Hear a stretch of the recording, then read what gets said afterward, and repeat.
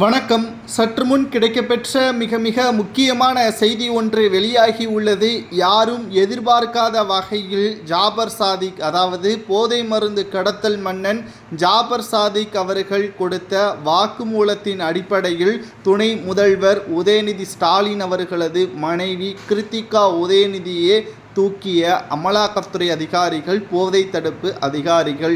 ஏன், எதற்கு? பல்வேறு விமர்சனங்களும் சமூக வலைதளங்களில் வைரலாக பரவி வருகிறது. இதை பற்றியான செய்தியை ஊடகங்கள் வெளியிட மறுப்பதற்கு காரணம் என்ன?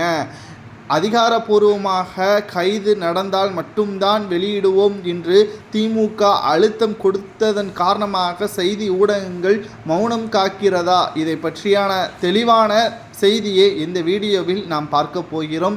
பிரபல போதை மருந்து கடத்தல் மன்னன் ஜாபர் சாதிக் அவர்கள் திமுகவின் நிர்வாகி என்பதும் நமது அனைவருக்கும் நன்றாகவே தெரியும். இவர் பட தயாரிப்பு நிறுவனத்தையும் நடத்தி வருகிறார்.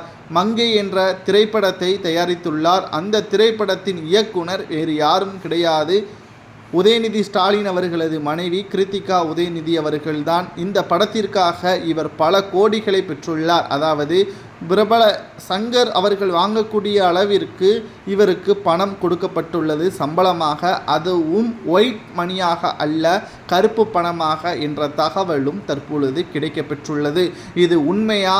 இதை பற்றியான அடுத்த கட்ட விசாரணைக்கு எடுத்து செல்வதற்காக விசாரணைக்காக டெல்லிக்கு உதயநிதி ஸ்டாலின் அவர்களது மனைவியை அழைத்து சென்றிருக்கிறார்கள்.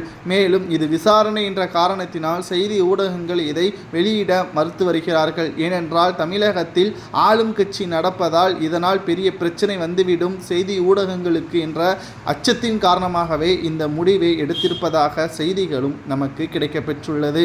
மேலும் உதயநிதி ஸ்டாலின் அவர்கள் நடத்தி வரக்கூடிய அறக்கட்டளைக்கும் ஜாபர் சாதிக் அவர்கள் மாதம் பல லட்சங்களையும் கொடுத்துள்ளார். ஏன் அவர் கொடுக்க வேண்டும் என்ற பல்வேறு கேள்விகளையும் இங்கு அமலாக்கத்துறை அதிகாரிகள் முன்வைக்கிறார்கள். கேள்வி கேட்கக்கூடிய ஒரு சில முக்கியமான ஆதாரங்களை நாம் பார்க்கும் பொழுது, அறக்கட்டளைகளை நடத்தக்கூடிய உதயநிதி ஸ்டாலின் அவர்கள் அதன் மூலமாக வரக்கூடிய நிதிகளுக்கு வரி கட்ட தேவையில்லை. அந்த பணத்தை அறக்கட்டளை சம்பந்தப்பட்ட செலவுகளுக்குத்தான் பயன்படுத்த வேண்டும். அதை மீறி செலவு செய்தால் அதற்கு வழி கட்ட வேண்டும். ஆனால் இவர்கள் அதை அனைத்தையுமே மாற்றி அமைத்து செயல்படுத்தி வருவதால் பல ஊழல்கள் அதில் நடந்திருக்கலாம் என்ற சந்தேகத்தின் அடிப்படையில் விசாரணையும் நடத்தப்பட்டு வருகிறது. இதனால் உதயநிதி ஸ்டாலின் அவர்களது மனைவி உட்பட அனைவரும் இந்த வழக்கில் குற்றவாளி என்று அறிவிக்கப்பட்டால் இவர்களுக்கும் சிறை தண்டனை என்ற தகவல் வெளியாகி உள்ளது.